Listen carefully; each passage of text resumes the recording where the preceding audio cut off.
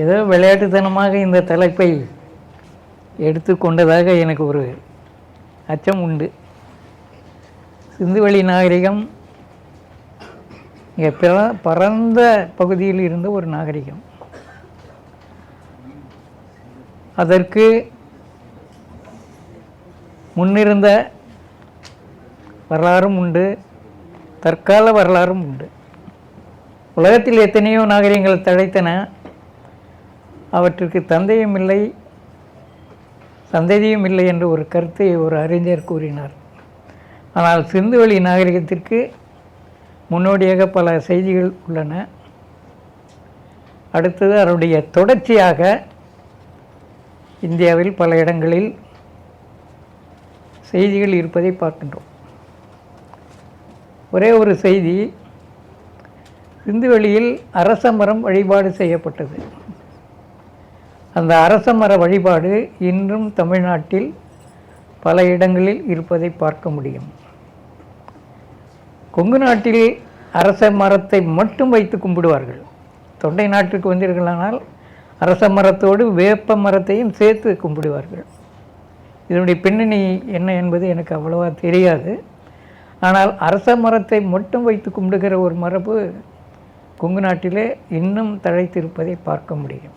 அதுக்கிட தான் சப்த கன்னிகள் இருக்கும், பிள்ளையார் இருப்பார், எல்லாம் இருக்கும். ஆனால் அது ஒரு முக்கியமான ஒரு மரமாக கருதப்பட்டது. அடுத்தது எண் 7.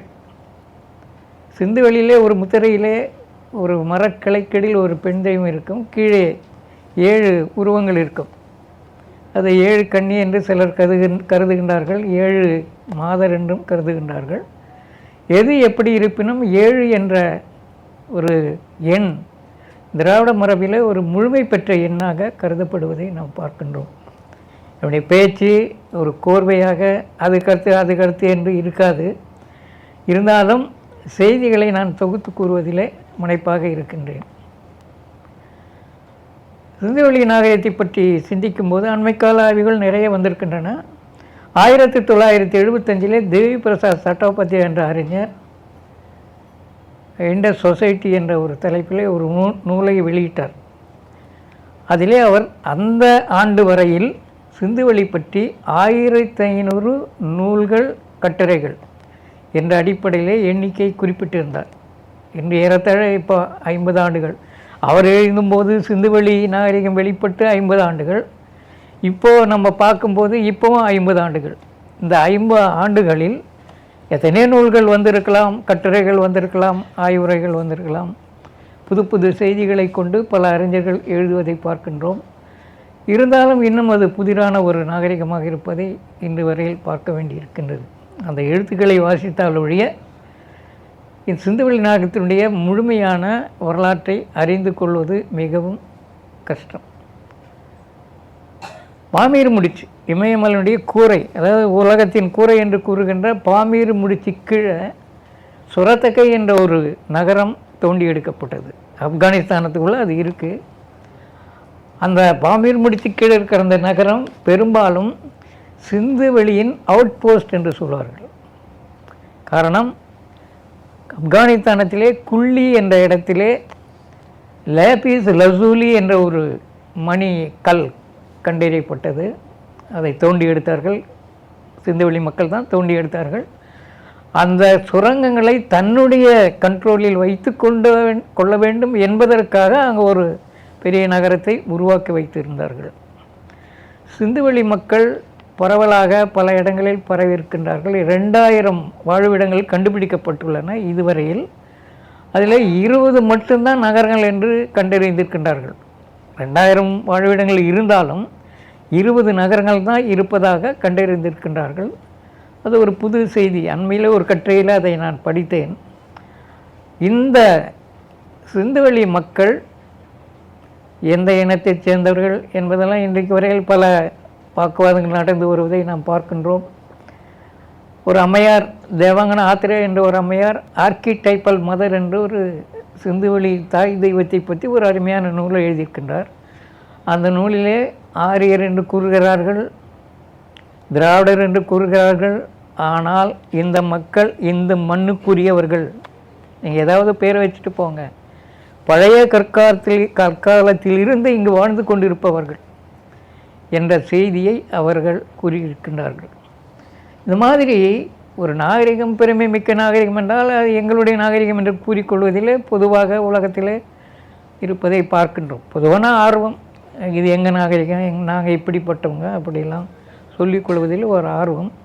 சிந்துவெளி கண்டுபிடிக்க வரையில் பிரித்தானிய ஆட்சி உங்களுக்கு நாகரிகம் என்று கூறுவதற்கு என்ன இருக்கிறது என்று கேட்டார்கள்.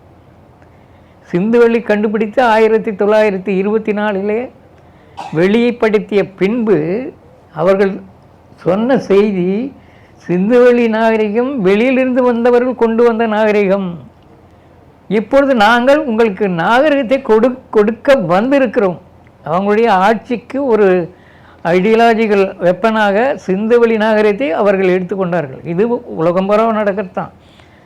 இப்படி அப்படின்னு சொல்லிட்டு நெபுகட்நேசாரை பற்றி சொல்லும்போது சதாம் ஹுசைன் அவர்கள் நான் தான் நெபுகட்நேசார் என்று கூறிக்கொண்டார். அவர் பெருமையான ஒரு அரசனாக இருந்ததால் அவர் பேரை அவர் எடுத்துக்கொண்டார். இந்த மாதிரி அரசியல்வாதிகளும் மற்ற தலைமையில் இருக்கின்ற ஆட்களும் தங்களை இந்த மாதிரியான ஒரு சிறந்த நாகரிகத்தோடு இணைத்து கொள்வது பொதுவான ஒரு இது. அண்மையிலே சரஸ்வதி நாகரிகம் என்ற ஒரு கருத்தை வெளிப்படுத்தியிருக்கின்றார்கள். அதற்கான புத்தகங்களும் வந்து கொண்டிருக்கின்றன. பேதி கரப்பா என்ற ஒரு நூல் வந்திருக்கின்றது. அது வந்து ஒரு 7-8 வருஷம் ஆயிடும். இந்த மாதிரி அந்த அரப்பாவை பற்றிய செய்திகள் வேதத்திலிருந்து எடுத்து காண்பிக்க வேண்டும் என்பதற்காக, வேதத்தோடு தொடர்புடையது என்று கூறுவதற்காக அவர்கள் பல கட்டுரைகள் பல முயற்சிகள் எடுத்துக்கொண்டு வருவதை பார்க்கின்றோம். அண்மையிலே ராமேந்திரநாத் நந்தி என்ற ஒரு அறிஞர் ஐடியாலஜி அண்டு சிவிலைசேஷன் என்ற ஒரு நூலை எழுதியிருக்கின்றார். அது வந்து சிந்துவெளியை பற்றி அவருடைய ஆரம்பகால கருத்துக்கள், அவர் சர்மாவுடைய ஸ்டூடெண்ட். ஆரம்பகால கருத்துக்கள் சிந்துவெளியில் இருக்கின்ற அந்த வேதிக் சம்பந்தமான நகரம் பற்றிய சொற்கள் மற்ற இதெல்லாம் எடுத்து பார்க்கும்போது, கோட்டை இருந்தது என்றெல்லாம் பேசுகின்ற போது அவர் என்ன சொன்னார்னா, கோட்டை என்பது ஒரு குதிரை இந்த பக்கத்திலிருந்து தாவி அந்த பக்கத்துக்கு போகிற அளவுக்கு தான் இருந்தது. பூர் என்ற சொல், அது வேதத்தில் வருகின்ற பூர் என்ற சொல், இந்த அளவுக்கு தான் இருந்தது. அரப்பா முகதேதார மாதிரி இல்லை என்ற கருத்தை 1987 எழுதினார். ஆனால் இப்போது அவரே சிந்துவெளி நாகரிகம் வேதிக் நாகரிகம் என்று ஒரு புத்தகம், பெரிய புத்தகம் எழுதியிருக்கின்றார். அதற்கு அவர் எடுத்துக்கொள்கின்ற சான்றுகள், முக்கியமான சான்றுகள் நிறைய இருக்குது. ஆனால் அதை வந்து பொருத்தி பார்க்கும்போது உள்ள சிக்கல்கள் நிறைய இருப்பதையும் பார்க்கின்றோம். உதாரணத்துக்கு அவர் உண்மையான செய்திகளையும் கூட கொடுக்குறார். ரிக்வேதத்தில் ஒரு எழுத்து, நம்முடைய வல்லின ரகரம் ரிக்வேதத்தில் இருக்குது. அந்த எழுத்து ஒலி இருக்கின்றது. அந்த ஒலியை கொண்டு அவர் வந்து இது வந்து இந்த பகுதியில் தமிழ் மக்கள் இருந்திருக்க வாய்ப்பு இருக்கிறது என்று ஒரு போகிற போக்கில் எழுதுவதை பார்க்கின்றோம். அதன் பிறகு ரமீலா தாப்பர் அவர்கள் பாஞ்சாலா என்ற ஒரு சொல்லை எடுத்து பேசுகின்றார். அந்த பாஞ்சாலா என்ற அந்த சொல் முதல் சொல் வட சொல் என்றும், இரண்டாவது சொல் ஆள் என்ற சொல் தமிழ் சொல் என்றும் எடுத்து காட்டியிருக்கின்றார். பழைய தமிழில் ஆள் என்றால் வீரன், தலைவன் என்று பல பொருள்கள் உண்டு. அந்த அடிப்படையில் இந்த தமிழ் சொல் இந்த பாஞ்ச் என்ற சொல்லோடு சேர்ந்திருப்பதால் தமிழர்கள் இந்த பகுதியில் இருந்தார்கள் என்று கருதுகின்ற ஒரு செய்தியை அவர் வெளியிட்டார். அது மட்டும் இல்லாமல் ஒரு 20-30 ஆண்டுகளுக்கு முன்பு ஒரு கட்டுரை, மகன் மெல்லுக்கா தில்மன் என்ற ஒரு கட்டுரை, அந்த கட்டுரை ஒரு யூகமாக எழுதுவதாக தான் அவர் கூறியிருக்கின்றார். யூகித்து தான் நான் சொல்கிறேன், முற்ற முடிந்த முடிவாக இதை நான் சொல்லவில்லை என்று சொல்லுகிறார். மகன் என்ற அந்த சொல் வந்து பழைய தமிழில் தலைவன், வீரன் என்றெல்லாம் பல பொருள். அதியர் மகன் தான் அதியமான் என்றானது. அதியருடைய தலைவன் என்ற பொருள் தான் மகன் என்ற சொல் பயன்படுத்தப்பட்டது. அகநானூற்றிலே ஒரு இடத்துல ஒரு தலைவி என் மகன் அப்படின்னு நம்ம போயிட்டு இருப்போம், தலைவன் என் மகன் போகிறான் என்று அவள் கூறுவாள். அந்த இடத்துல மகன் என்றால் தலைவன் என்று பொருள். இந்த மகன் ரீஜியன், அதாவது மெசபடோமிய ஆப்பெழுத்துகளில் உள்ள செய்திகள் 3 இடங்களை பற்றி குறிப்பிடுகின்றன. ஒன்று மகன், அடுத்தது மெல்லுக்கா, அடுத்தது தில்மன் என்ற 3 இடங்களை பற்றிய செய்திகள் நமக்கு இருப்பதை அவர் எடுத்துக்காட்டியிருக்கின்றார். மகன் என்பது இன்றைய கராச்சிக்கு பக்கத்தில் உள்ள மெஹரான் என்ற பகுதி தான் என்று அவர் கூறியிருக்கின்றார். அதை வடமொழியாளர்கள் மொழிபெயர்க்கும் போது சுவீரா என்று மொழிபெயர்த்திருக்கின்றார்கள். அந்த மகன் என்ற சொல்லை சுவீரா என்று மொழிபெயர்த்திருக்கின்றார்கள். அந்த சுவீரா என்பதற்கு வடமொழியில் வேர்ச்சொல் கிடையாது என்பது அவருடைய கருத்து. அடுத்தது மெலுக்கா. மெலுக்கா என்பதை பற்றி நிறைய அறிஞர்கள் சிந்துவெளி பகுதி முழுவதுமே மெலுக்கா என்று கூறுகின்ற ஒரு போக்கை பார்க்கின்றோம். பைபிளில் வருகின்ற இந்த சொல் சிந்துவெளி பகுதியை தான் குறிக்கிறது என்று அவர்களும் எழுதியிருக்கின்றார்கள். அப்படியான ஒரு சூழ்நிலையில் இவங்க ரொமிலா தாப்பர் அவர்கள் மேற்கு என்று எடுத்துக்கொண்டு இன்றைய மேற்கு தொடர்ச்சி மலைதான் மெல்லுக்கா என்ற பகுதி என்ற ஒரு கருத்தை அவர்கள் எழுதியிருக்கின்றார்கள். அதற்கு காரணம் சொல்கிறார்கள். மெல்லுக்காவிலிருந்து என்னென்ன பொருட்கள் வந்தன மெசபடோமியாவுக்கு என்று கூறுகின்ற அந்த செய்திகளை பார்க்கும்போது இன்றைக்கு மேற்கு தொடர்ச்சி மலையில் என்னென்ன பொருள்கள் விளைகின்றனவோ கிடைக்கின்றனவோ அவைத்தும் அந்த ஆப்பெழுத்து பொறுப்பில் இருப்பதை பார்க்கின்றோம். அந்த அடிப்படையில் இந்த மெலுக்கா என்பது மேற்கு தொடர்ச்சி மலையை குறிப்பதாக எடுத்துக்கொள்ளலாம் என்பது அவருடைய கருத்து. அடுத்தது தில்மன். இந்த தில்மன் என்பது தான் ஒரு அவங்க அதை சில அறிஞர்கள் சொல்லும்போது அதீதமாக இதை எடுத்துக்கிறாங்கன்ற மாதிரி ஒரு குற்றச்சாட்டை வைப்பாங்க. தில்மன் என்பது தெளிமன் என்ற திராவிட சொல்லுடைய சுமேரிய வடிவம் என்பது அவருடைய கருத்து. தெளிமன் என்பது எல்லா திராவிட மொழிகளிலும் இருப்பதை பார்க்கின்றோம். இந்த தெளிமன் என்பது இன்றைய சௌராஷ்டிரா என்பது இளமை, அழகிய என்ற பொருளில் வழங்கப்பட்டது. அந்த தெளிமன் என்பதை சௌராஷ்டிரா என்று மொழி வைத்து கொண்டார்கள்.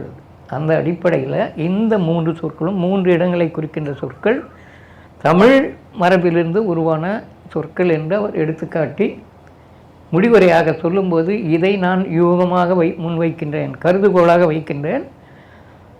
தொல்லியலாளர்கள், மாநிலவியலாளர்கள், சமூகவியலாளர்கள், மொழியியலாளர்கள் இந்த மாதிரி பல துறை அறிஞர்கள்லாம் அமர்ந்து இதையெல்லாம் ஆய்வு செய்து அதை உறுதிப்படுத்த வேண்டும் என்று அவர் அந்த கட்டுரையிலே கேட்டிருக்கின்றார்.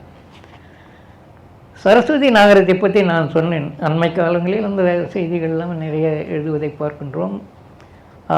வேதம் கூறுகின்ற சரஸ்வதி நதி தான் இவங்க சொல்கிற நதி. இனி அக்ரா என்று போகின்ற அந்த நதி, அந்த நதியிலே ஏறத்தாழ 400 வாழ்விடங்களை 30 ஆண்டுகளுக்கு முன்பு பூனா பல்கலைக்கழகம் கண்டுபிடித்தது. அதன் பிறகு அவர்கள் அந்த பக்கமே போகலை. அண்மையில் எக்ஸ்கவேஷன் செய்ய போகும்போது அதில் பல வாழ்விடங்கள் வீடு கட்டியிருக்காங்க, வேளாண் நிலமாக மாற்றிருக்காங்க, எல்லாத்தையும் அழிச்சிட்டாங்க. அந்த மாதிரியான ஒரு சூழ்நிலையில் இருக்கிற கொஞ்சம் இடங்கள், ஒரு 20 இடங்களிலே தோண்டுதல் செய்தாங்க. அதில் ஒரு இடத்துல தோண்டி அந்த குழியிலே அந்த பிணம் எலும்புக்கூடு இருக்கின்றது. அவர் வந்துட்டார், தோண்டி வச்சுட்டு வந்துட்டார். அதுக்கு பிறகு மழை பெஞ்சது. மழை பெஞ்சதால் அந்த டிஎன்ஏவை அதிலேருந்து எடுக்க முடியல. அந்த மாதிரி சில சிக்கல் தொல்லியல் துறையில் ஏற்படும். அது எதனால் ஏற்படுகிறது நம்ம சொல்ல முடியாது. அந்த மாதிரியான ஒரு சூழ்நிலை இருந்தது.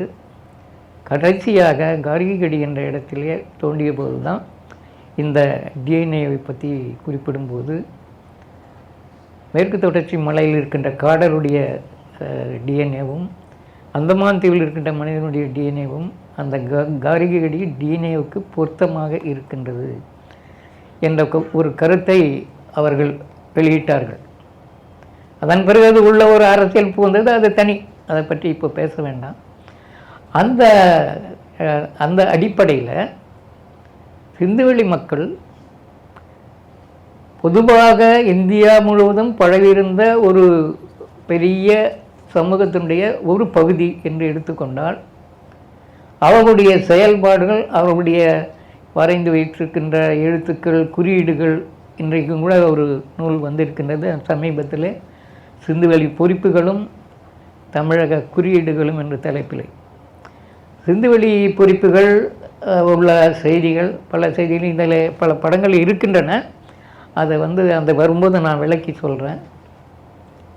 அந்த குறியீடுகள் இந்தியாவில், தமிழ்நாட்டில் சிந்துவெளிக்கு முன்பிருந்தே இருக்கின்றன. ஏதோ சிந்துவெளி வந்த பிறகு தான் குறியீடெல்லாம் வந்தது என்ற அடிப்படையில் அதை எடுத்துக்க முடியாது. பிம்பட்கா போன்ற ப்ரீ ஹிஸ்டாரிக் பெயிண்டிங் இருக்கின்ற பகுதியில் இந்த மாதிரி குறியீடுகள்லாம் வரைஞ்சி வச்சுருக்காங்க. எல்லாம் சிந்துவெளியில் கிடைக்கின்ற எல்லா குறியீடும் அங்கே இருக்குதுன்னு நான் சொல்ல வரல. கிடைக்கின்ற சில குறியீடுகள் அங்கேயும் இருப்பதை பார்க்கின்றோம். அதே மாதிரி மேற்கு தொடர்ச்சி மலையில் மறையூர் என்ற ஊர் பகுதியில் நிறைய இந்த மாதிரியான ப்ரீ ஹிஸ்டாரிக் பெயிண்டிங், அதுவும் கொட்டவனுடைய உருவம் ஒன்று 15 அடி உயரத்துக்கு வரைந்து வைத்திருக்கிறார்கள். அந்த உருவத்துக்கு அருகில் 2-3 கொகைகளில் இந்த மாதிரி குறியீடுகள் சில இருப்பதை பார்க்கின்றோம். இது பல இடங்களில், இது போலவம்பட்டி பக்கத்தில் வெள்ளரும்பாளையத்தில் குறியீடுகள் கிடைத்ததை பார்க்கின்றோம். ஆனால் தமிழ்நாட்டு ஓவியங்களை பகாங்கர் அவர்கள் கிமு 500க்கு மேலே அவர் கொண்டு போகலை. இப்போ நம்ம ஆட்கள் தான் 3000 2000 என்றெல்லாம் கூறுவதை நாம் பார்க்கின்றோம். அது இன்னும் ஆய்வு செய்யப்பட வேண்டிய முக்கியமான ஒரு செய்தி. அதனால் இந்த சிந்துவெளி குறியீடுகள் சிந்துவெளிக்கு முன்பே இந்த நாட்டில் வழக்கத்தில் இருந்த குறியீடுகள், அதுக்கு அந்த சிந்துவெளி மக்கள் நிலைப்படுத்தி வைத்திருக்கிறார்கள். அவ்வளோதான். ஏற்கனவே இருந்தது அது. அதை அவங்க நிலைப்படுத்தின பெருமை அவங்களுக்கு உண்டு. அந்த அடிப்படையில் நம்ம பார்க்கும்போது சிந்துவெளி குறியீடுகள் தமிழ்நாட்டில் கிடைக்கின்றது, இன்னும் பல இடங்களில் கிடைப்பதை பார்க்கின்றோம். அதனால் இந்த தொடர்பு இருந்தது என்பதற்கான சான்றுகள் இருப்பதை சொல்லலாம். ரெண்டாவது, சிந்துவெளி மக்களுக்கும் தமிழ்நாட்டிற்கும் தொடர்பு ஏதேனும் இருந்ததா என்று பார்க்கும்போது ஒரு செய்தி கிடைத்திருக்கின்றது. இன்னும் நிறைய செய்தி இருக்கலாம், ஒன்று மட்டும் எனக்கு உறுதியாக சொல்ல முடியும். நீலகிரியில் அமசனைட் என்ற ஒரு கல் வெட்டி எடுக்கிறார்கள். அது இப்போ அது குறைஞ்சி போயிடுச்சு. குடுமடையிலும் அந்த கல் கிடைச்சிருக்கு, அந்த கல் மணி கிடைச்சிருக்கு. இந்த கல்லை சிந்துவெளி மக்கள் இங்கிருந்து வாங்கி சென்று இருக்கிறார்கள் என்ற செய்தியை செரீன் ரத்னாகர் என்ற ஒரு அறிஞர் குறிப்பிட்டிருக்கின்றார். 2 இடத்துல தான் அந்த கல் கிடைக்குது. ஒன்று காஷ்மீர், 2வது நம்ம நீலகிரி. இது நீலகிரி கல்லாக தான் இருக்க வேண்டும் என்ற ஒரு கருத்தை அவர் வெளியிட்டிருக்கிறார் என்பது குறிப்பிடத்தக்கது. சிந்துவெளி நகரங்களை பற்றிய செய்திகள் விரிவாக நிறைய சொல்லிவிட்டார்கள். இன்றைய நவீன கால நகரங்களோடு ஒப்பிடத்தக்க வசதிகளை கொண்ட நகரங்களாக இருப்பதை பற்றியெல்லாம் நிறைய எழுதியிருக்காங்க. அந்த நகரங்களை பற்றி, அந்த அமைப்பற்றி பேச வேண்டிய நிலையில் இப்போ இல்லை. நான் அது தேவையும் இல்லை. அது ஏற்கனவே பரவலாக பேசப்பட்ட செய்திகள். அந்த நாகரிகத்தில் இருந்த சில செய்திகள், அதில் முக்கியமானது இந்த முத்திரைகளில் வரையப்பட்ட உருவங்கள். அதிலே யானை இருக்கின்றது, எருது இருக்கின்றது. எருது தான் நமக்கு சிந்துவெளி பார்த்தா நினச்சாவே எருது தான் ஞாபகம் வரும். இந்த மாதிரி பறவைகளுடைய உருவங்கள்லாம் அந்த முத்திரையில் வரைஞ்சி வச்சுருக்கிறத நம்ம பார்க்குறோம். அந்த அடிப்படையில் பார்க்கும்போது முகததார ஹரப்பா பகுதியில் ஒரு மிருகத்தினுடைய உருவம் 60% முத்திரைகளில் வரையப்பட்டுள்ளது. அது காண்டாமிருகம். காண்டாமிருகம் என்ற அந்த மிருகத்தினுடைய அந்த உருவம் அந்த முத்திரையில் வரையப்பட்டு இருப்பதை வைத்துக்கொண்டு ரத்னாகர் அவர்கள் இது முகததார ஹரப்பாவில் இருந்த அந்த அரச மரபினுடைய குலச்சின்னம்.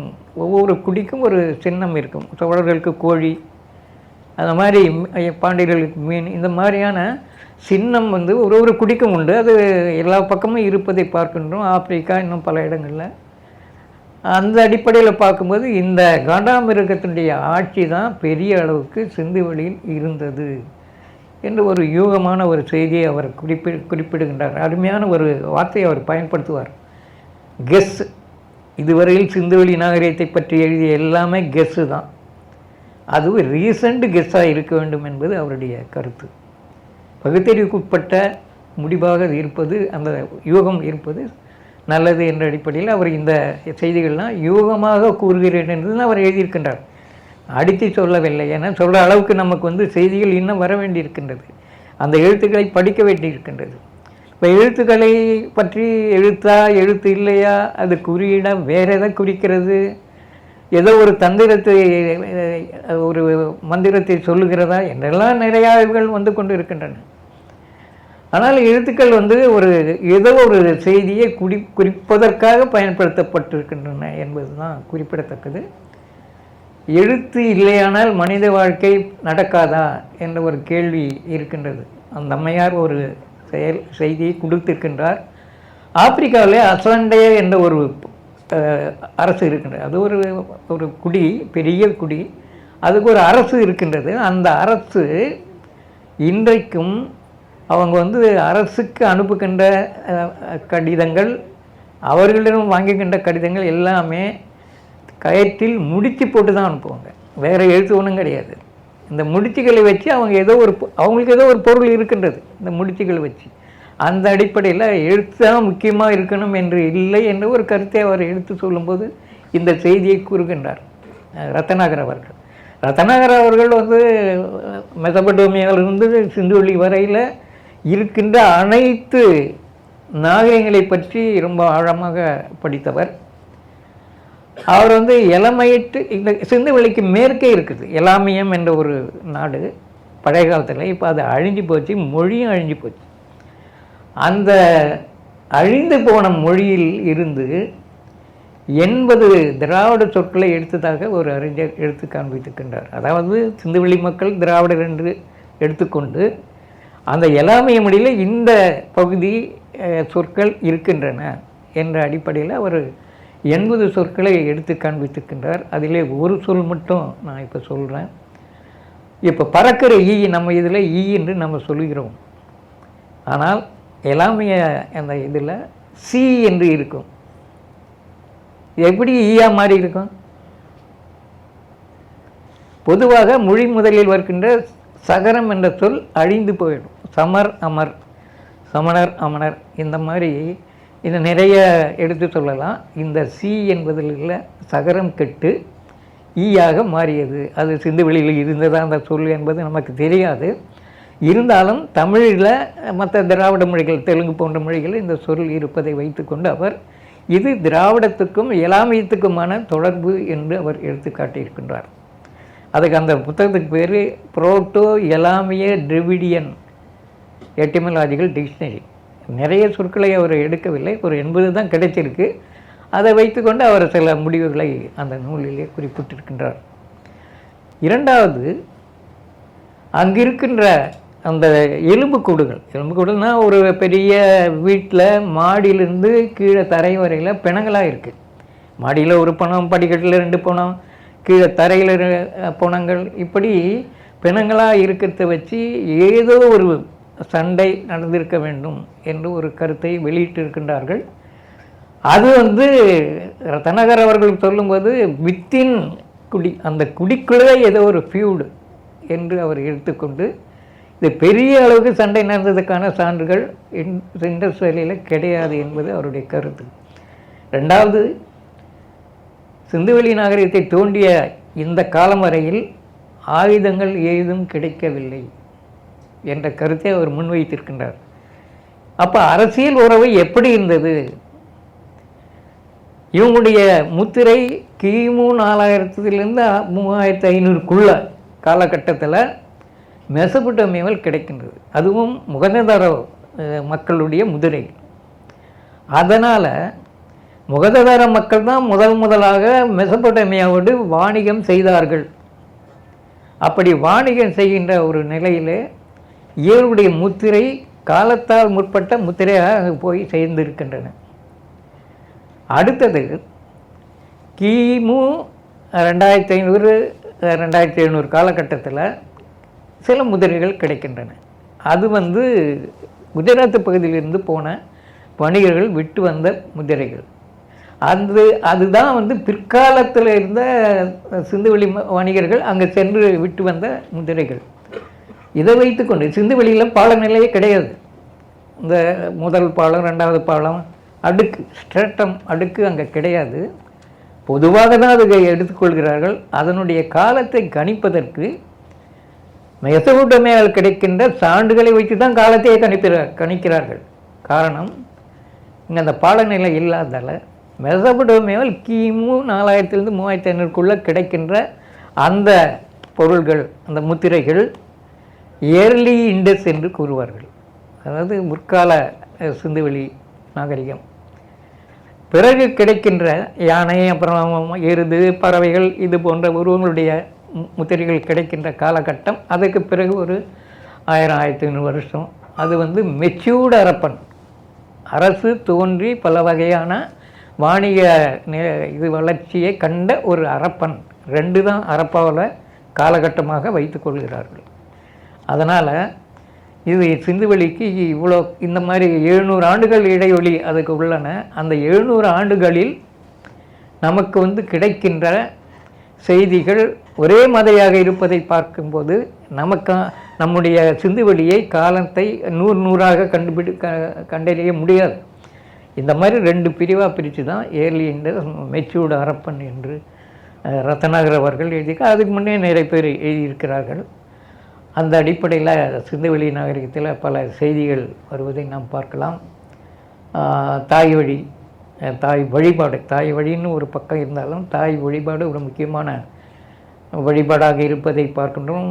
பாலகிருஷ்ணன் அவர்கள் ஒரு போகிற போக்கில் ஒரு செய்தியை குறிப்பிட்டிருந்தார், சமயம் பற்றி செய்தி இல்லை என்று. இது இப்போது தமிழ்நாட்டில் பேசப்படுகின்ற ஒரு அகழ்வாராய்ச்சியில் சமயம் பற்றி செய்தி இல்லை. ஆதி மனிதன் முதல் கொண்டு நாகரிக மனிதன் காலம் வரை இன்னைக்கு வரையில் கூட இன்னும் நம்ம வாழ்க்கையில் அது ஒரு செல்வாக்கை செலுத்தி கொண்டு தான் இருக்கின்றது. அவர்னா பிரிமிட்டிவ் சமயம்னு சொல்லலாம். அதாவது தொல்பழங்கால சமய முறை அல்லது சடங்கு முறை என்றெல்லாம் சொல்லலாம். மனிதனுக்கு சமயத்தை பிரித்து பார்க்க முடியாது. நான் எந்த சமயத்தையும் ஆதரிப்பவன் இல்லை, கடவுள் இல்லை என்று சொல்லுபவன். இருந்தாலும் பண்டைய கால மக்களை பற்றி நம்ம ஆய்வு செய்யும்போது அந்த மக்களுடைய காலகட்டத்தில் எப்படி நிலைமை இருந்தது என்பதை நாம் கணக்கில் கொள்ள வேண்டிய ஒரு நிலையிலே இருக்கின்றோம். அந்த அடிப்படையில் சிந்துவெளியில் தாய் வழிபாடு முக்கியமான ஒரு செய்தியாக இருப்பதை பார்க்கின்றோம். தமிழ் இலக்கியத்திலையும் கூட நீங்கள் பார்த்தீங்கன்னா தொல்காப்பியர் ஆண் தெய்வங்களையே சொல்கிறார். ஆனால் எக்ஸ்கவேஷன் பண்ணும்போது தாய் தெய்வம் தான் கிடைக்குது. ஆதித்தன்னூரில் ஒரு தாய் கொற்றவனுடைய உருவம் கிடைச்சது, அதுக்கு முன்ன ஒரு வெங்கல தாய் தெய்வம் கிடைச்சது. இது மாதிரி ஒரு தாழியிலே மார்பகம் போட்டு வச்சுருந்தாங்க. இதில் ஆதித்தன்னூரில் அண்மையில் நடந்த அகழ்வாராய்ச்சியில் அது கிடைச்சிது. அதனால் தாய் வழி முறை என்பது எங்கெங்கு வேளாண்மை சிறந்ததோ அங்கெல்லாம் தாய் வழி வழிபாடு, தாய் வழி முறை தான் பெரிய அளவுக்கு இருந்திருக்க வாய்ப்பு இருக்கின்றது. இன்றைக்கு இந்தியாவில் ஒரு மாநிலத்தில் ஒரு பெண் பாதி இரவில் தனியாக போயிட்டு வந்துடுவார். ஆண் தனியாக போகவே மாட்டான். அவன் போகும்போது ஒரு பெண்ணை துணைக்கு அழைத்து செல்ல வேண்டும். அது எந்த மாநிலம் தெரியுங்களா? நாகாலாந்து. நாகாலாந்தில் பெண் தனியாக 20 கிலோமீட்டர் கூட போயிட்டு வந்துடுவான். ஆனால் ஆண் போகிறதுக்கு பயப்படுவான், பெண்ணை தான் கூட கூப்பிட்டு போவான். ஏன்னா தாய் வழி மரபு இன்னைக்கு வரையில் அது அப்படியே இருப்பதை பார்க்கணும். நார்த் ஈஸ்டர்ன் ஸ்டேட் பூராவுமே தாய் வழி முறை தான். 7 சிஸ்டர் என்று அதுக்கு பெயர் வச்சுருக்காங்க. அந்த பெண் சம்பந்தமான முக்கியத்துவம் இருப்பதால். அது மாதிரி எஸ்கவேஷன் செய்கின்ற பைபிள் பகுதியிலும் எஸ்கவேஷனில் கிடைக்கிறது பூரா தாய் தெய்வம், ஆனால் பைபிள் புகழத்து பூரா ஆண் தெய்வம். இது ஒரு முரண்பாடு. இலக்கியத்துக்கும் தொல்லியல் சான்றுகளுக்கும் இடையில் முரண்பாடுகள் இருப்பதை நாம் பார்க்கின்றோம். அந்த அடிப்படையில் பார்க்கும்போது சிந்துவெளியில் தாய் வழிமுறை தான் சிறப்புற்றிருந்தது, தாய் வழிபாடு தான் சிறப்புற்றிருந்தது. அதுக்கு பல சான்றுகள், வழிபாட்டு சிற்பங்கள் எல்லாம் இருப்பதை பார்க்கின்றோம். அடுத்தது நடன மாது என்று கூறப்படுகின்ற ஒரு பெண் உருவத்தை அண்மையிலே ரத்னாகர், அதற்கு முன்பே சிலர் அதை பற்றி குறிப்பிட்டிருக்கின்றார்கள். ரத்னாகர் அவர்கள் இந்த பெண் நடன மாது அல்ல, ஒரு அரசி.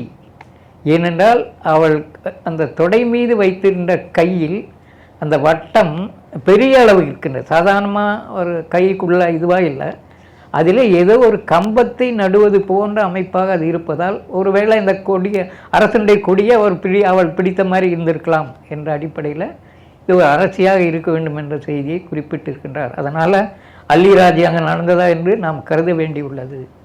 மேலே தெரிவித்து புத்திஸ்ட் ஸ்தூபா சிந்துவெளிக்குள்ளே புத்தர் காலத்துக்கு முன்பே இருந்தது மாதிரி அந்த ஸ்தூபத்தை எடுத்துக்கொள்ள முடியாது.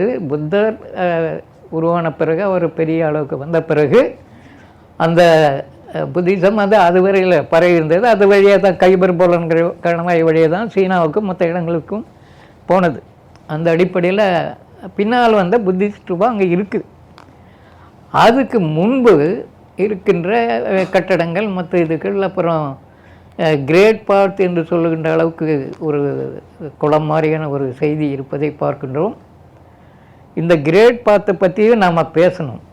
அதாவது பொதுவாக நீராடுதல் என்பது ஒரு முக்கியமானது. மனித வாழ்க்கையில் நீராட்டு என்பது முக்கியமானது. ஆண்டுக்கு ஒரு முறை நீராட்டு செய்வாங்க. கும்பகோணத்தில் மகாமகம் 12 ஆண்டுகளுக்கு ஒரு முறை நீராட்டு செய்வதை நாம் பார்க்கின்றோம். அது என்ன நினைக்கிறாங்கன்னா, அந்த காலத்து ராஜா அந்த புனித குளத்தில் மூழ்கி எழுந்தால் புதிதாக பிறந்த மாதிரி ஒரு நம்பிக்கை. அப்போ தான் ஒரு புதுசாக பிறந்த மாதிரி நம்பிக்கை. ராஜசூயம் வேட்ட பெருநர் கிள்ளி என்ற ஒரு மன்னனை பற்றி நீங்கள் கேள்விப்பட்டிருப்பீர்கள். அவர் ராஜசூயம் வேட்டை என்று சொல்லும்போது அது ஒரு நீராட்டு வழிபாடு தான். அந்த ராஜசூயம் என்ற நீரை அவர் மேலே கொட்டுவதே அதுதான் பெருசாக எடுத்திருக்காங்க.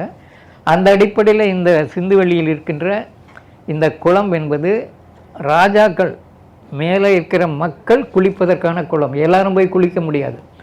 அதற்கு ஒரு சான்று வைசாலியில் ஒரு குளம் இருக்கின்றது. அந்த வைசாலி குளத்தில் அந்த காலத்தில், அதாவது புத்திசம் பரவி இருந்த காலத்தில், அந்த குளத்து மேலே வலையை போட்டு வச்சுருந்தாங்க, யாரும் போய் குளிக்கக்கூடாதுன்னு.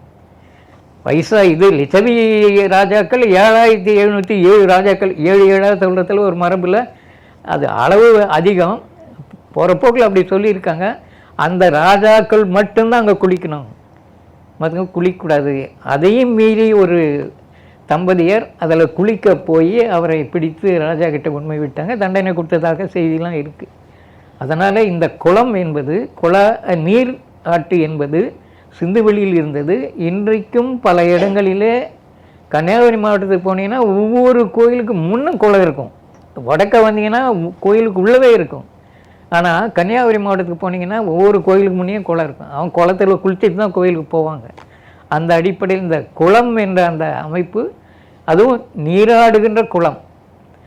நடுகள் பகுதி, செங்கம் பகுதியில் 2 குளங்கள் உள்ளன. ஒன்று ராமந்தவாடி என்ற ஊரில், இன்னொன்று சின்னையம்பேட்டையில். அந்த குளம் பெரும்பாலும் அந்த பகுதியில் இருந்த அரசர்கள் புண்ணிய நீராட்டு செய்வதற்கான குளமாக இருக்க வாய்ப்பு இருக்கின்றது. வேறு எந்த நீர்ப்பாசனத்துக்கோ மற்றதுக்கோ அங்கே தேவையில்லை அப்படியான அமைப்பு, அந்த சமூக அமைப்பு. அந்த அடிப்படையில் இந்த குளம் ஒரு முக்கியமான அந்த செய்தியாக சொல்லலாம். அடுத்தது இதுதான் பரப்பு. அந்த சிந்துவெளி எந்த அளவு பரவி இருக்கிறது என்பதை படம் போட்டு காண்பித்திருக்கின்றார்கள். இதில் டைமாபாத் என்ற இடம்தான் சிந்துவெளி முடிகின்றது, பிறகு பின்னால் மெகலித்திக்கு தொடங்குகின்றது என்று சொல்லுவார்கள். அந்த டைமாபாத் என்பது மகாராஷ்டிராவில் உள்ளது. அந்த இடத்துல தான் சிந்துவெளி முடியுது. பிறகு வந்த பெருங்கல் சின்ன வழிபாடு இந்த முறையெல்லாம் வருது. அது காலத்தை அவங்க சொல்லியிருக்காங்க. அதாவது 2500, அப்புறமா அதுக்கு முன்ன காலம், கடைசியாக 1700 அது அழிந்தது. சிந்துவெளி அழிந்தது 1700. எப்படி அழிந்தது என்று கூறுகின்ற போது ஒரு சில ஆய்வுகள் ஆரியர்கள் அழித்தார்கள் என்ற ஒரு செய்தியை கூறுகின்றன. ஆரம்ப காலத்தில் அப்படி தான் எல்லாம் எழுதிட்டு இருந்தாங்க. ஆனால் ஆரியர்கள் இந்தியாவுக்குள் வந்தது எப்போ? சிந்துவெளி அழிந்த பின்பு தான் உள்ள வராங்க.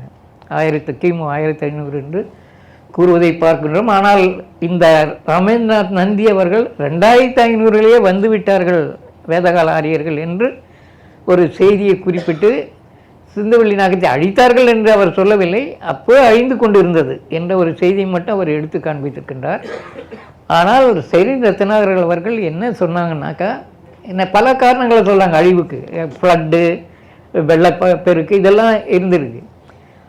அவர் சொல்கிறது என்னன்னா, சிந்துவெளியில் வாங்கப்பட்ட லேபிஸ் லசூலி மணி மெசபடோமியாவில் தான் வாங்கினாங்க. நிறைய வாங்கினது அவங்க தான்.